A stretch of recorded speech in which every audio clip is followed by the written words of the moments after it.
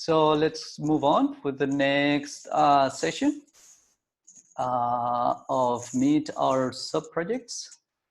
The first panelist will be Gabriel Happle. Gabriel Happle is a PhD researcher at the MuSES project here at the Future Cities Laboratory. His research focuses on district-scale occupant behavior modeling as part of urban energy demand and supply simulation. He is now exploring the use of novel data sources, such as mobile phones and portable sensors for this. And he's also a developer of the City Energy Analyst software. So welcome, Gabriel, once again. The floor is yours. Okay, thank you very much, Jimeno. So as you already heard from Arno, the MuSES project consists of different sub-projects concerned with different aspects of urban energy modeling. And the first one that we're going to talk about today is called Data, Urban Occupancy, and Energy Demand. My name is Gabriel, and I've been a PhD candidate in MuSES for the past 4 years. So why are we concerned with urban occupant behavior in building energy models? It is because people are the real users of energy and not buildings. And their behavior is highly influential on buildings' energy demand. Yet, often simplifying assumptions are used to model occupants. Let me explain what I mean by this. On the right, you see how occupant presence and occupant behavior is usually modeled in urban building energy models. From the urban design, we get two inputs for a particular building. They are the geometry and the use type of the building. This is then usually coupled with assumptions from building performance standards. Such standards provide typical values for building energy calculations. The occupant density determines how many people are present at full occupancy. In our example, these are conveniently 100 people. At a standard presence schedule or profile determines at what time these people are in the building. For example, in our example, there will be 20 people present on weekdays at 9 a.m. and 50 at 10 a.m. Using these assumptions results in two things. The first one is that all buildings of the same use type behave exactly the same. It means there is no diversity between the buildings. And the second one is that the number of people in the district linearly depends only on how large your buildings are, irrespective of the surrounding context. Departing from here, I asked 4 research questions. What are existing and potential options to model occupants in urban? What methods are suitable to collect and analyze urban occupant behavior data? What methods are suitable to collect and analyze urban occupant presence data? And how does the diversity in occupant presence profile impact the district energy demand and supply? To answer these 4 questions, I used 4 methods. The first one was a literature review. For the literature review, I developed a categorization logic, and I categorized existing approaches into space-based and person-based models. I also tried to identify what kind of strategies were used to introduce diversity into the models. This literature review was published in 2018. Next, I started to explore potential data sources. One data source that I got access to was the Singapore National Science Experiment at SUTD. In that experiment, Singaporean high school students were carrying wearable IoT, or Internet of Things, sensors. Those sensors were measuring environmental parameters. From this data, I tried to extract the times when students were exposed to air conditioning. However, the raw data was not suited to be directly used without additional processing. I developed a clustering approach on a psychrometric chart to compare measurements that have been taken in different locations in Singapore at the same time. Under the hypothesis that there are exactly 2 possible states of the environment, air-conditioned and non-air-conditioned, I determined which students were likely exposed to air conditioning. This or similar data could be used to inform urban occupant behavior models. Then I started to look at another kind of data.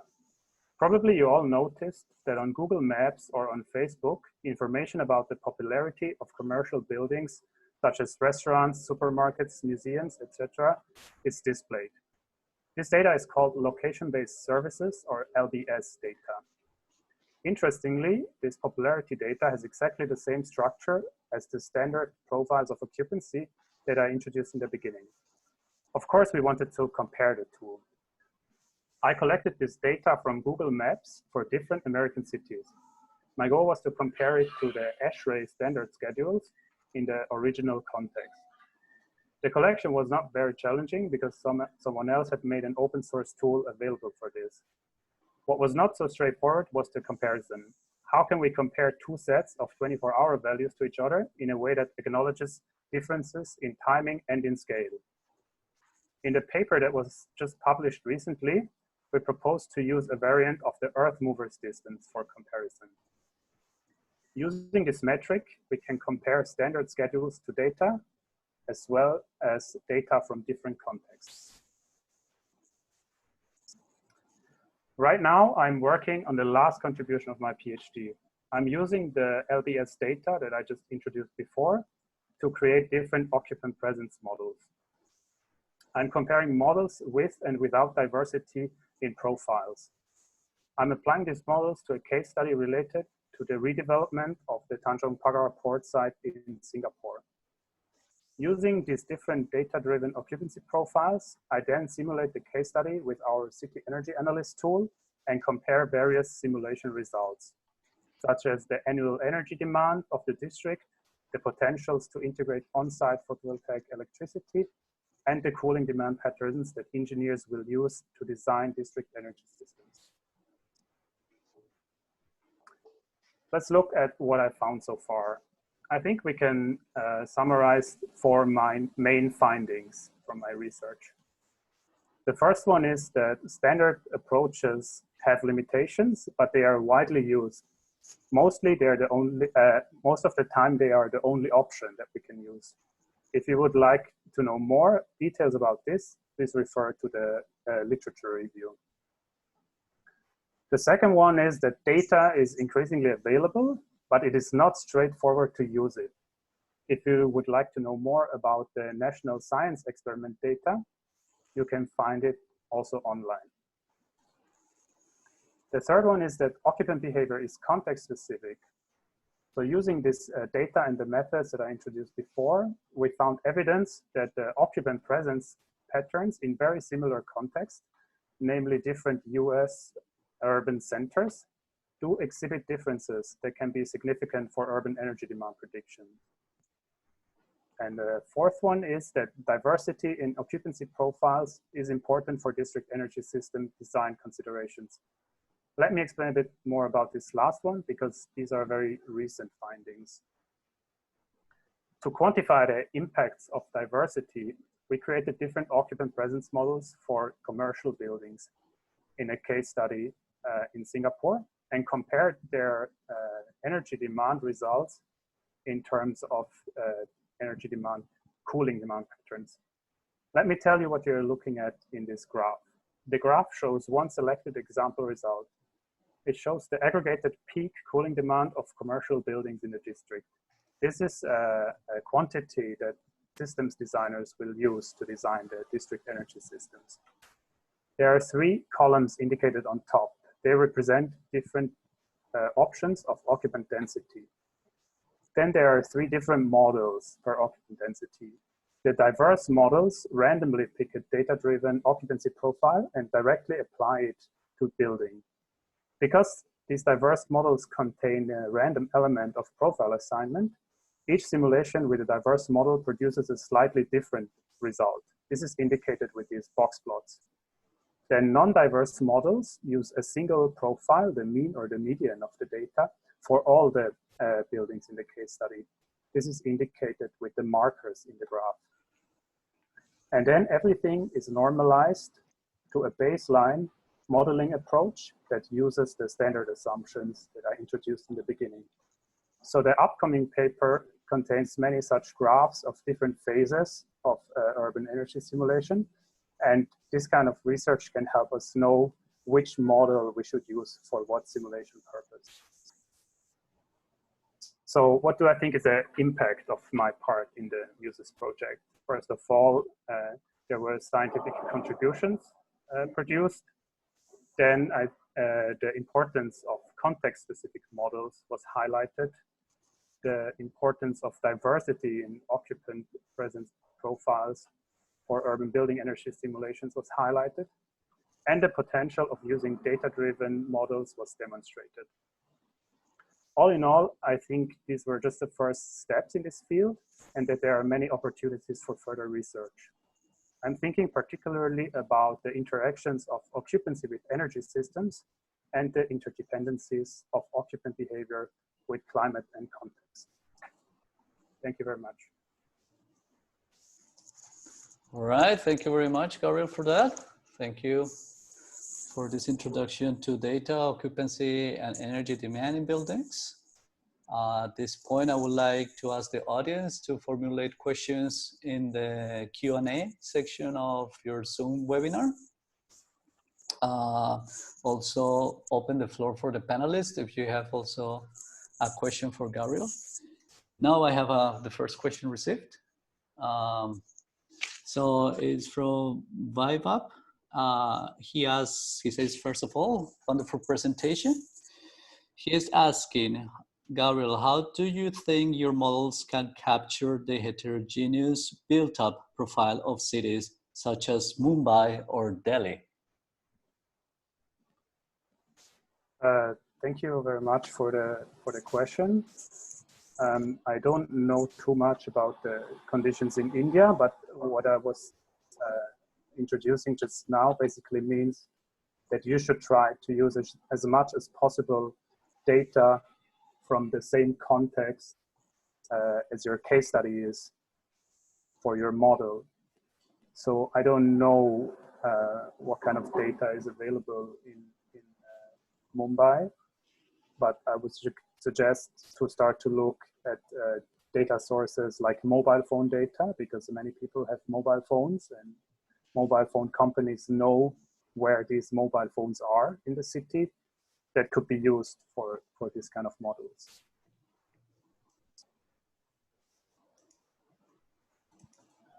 Fantastic. Thank you for that, Gabriel. All right. Any more questions? See, yeah, one new question coming up. Two more questions. Okay, the first one by Ali. He's asking, Gabriel, have you considered the load profiles for different end uses like space and water heating, appliances, or you just focused on space cooling?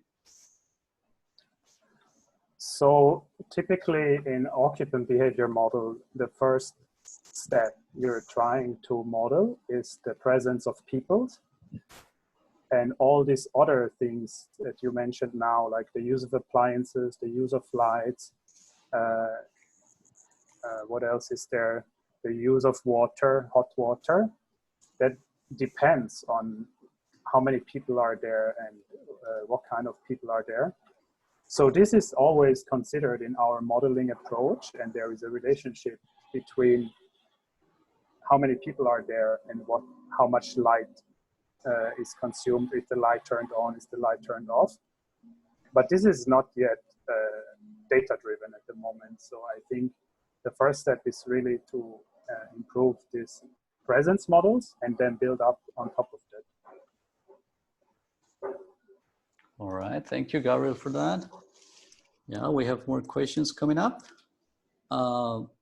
So Kevin, he asks, given the uncertainties and low information about occupants in the planning stage, what is the benefit of modeling it? Do more accurate forecasts end up changing building design strategies, or does this help the designers save on costs?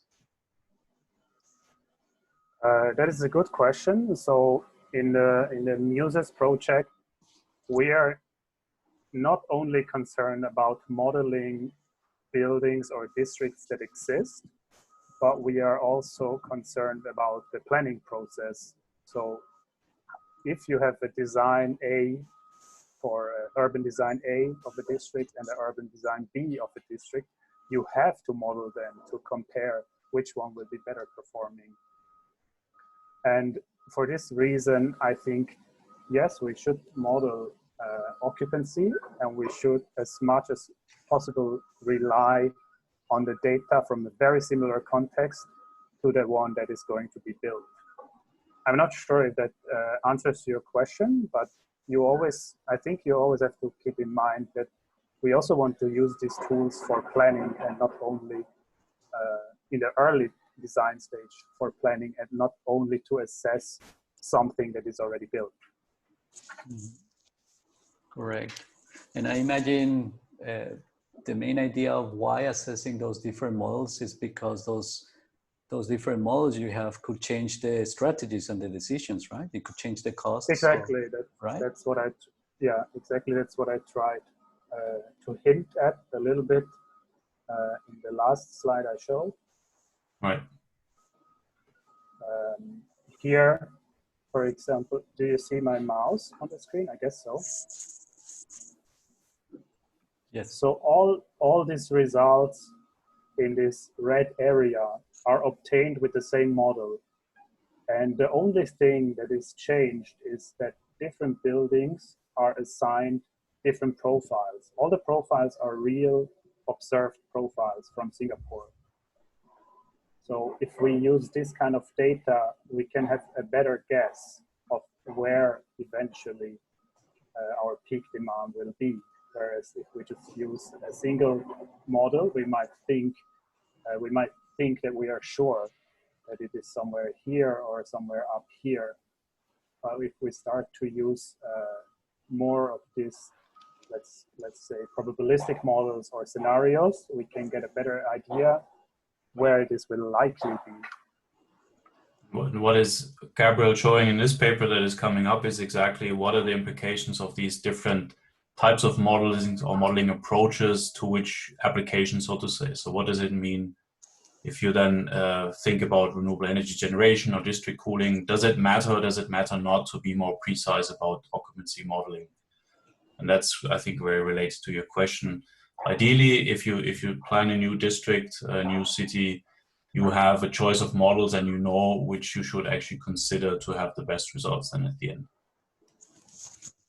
Yeah, and I would add, because there was a question about the system design, is that as soon as we think about integrated systems, there will be more than one unit that will take care of the peak, and understanding the peaks and the way they will be shared. So it means that the peak is not the sum of the peaks. Will then result into new design. So in terms of what do we have to invest, and new operating strategies. So how do we share equipments to satisfy the peaks, and perhaps also define how many days we will not be satisfied at the end over the whole lifetime of the equipments. Fantastic. All right. Thank you all for those answers. We have just other questions. I will just follow up on them. Anonymous asks, what's your perspective on the future of this research? Do you expect there to be data available for other occupancy types in the future? If so, what kind of data? Yes, this is also a good question. And I think what we should really look at is mobile phone data, because almost everyone has a mobile phone, and cell phone companies, they know where these mobile phones are. So in Singapore, there is a cell phone company could obtain the so-called stay points in the city. How many people are in which cell district at what time of the day? So what happened is that it was more expensive for this company to offer the service of selling, because nobody was trying to buy the data. So they shut that marketplace down again. But this data is definitely available, and it can be obtained either by collaborating with such companies or by buying this data, or like the Singapore National Science Experiment showed, by distributing sensors yourself. Fantastic. We have time for two more questions. We have one of them in the chat. Gabriel. So Vaibhav now asks once again, Gabriel, what was the temporal profile in a day that you have considered regarding occupancy? Quite a specific question, but maybe you would like to talk about that, Gabriel? Exactly, that was what the last two papers about. So in this research, I try to replace these temporal profiles from standards with the data that you see here from the Google Maps or from Facebook. So I do have many of these profiles collected, and these are used in my research.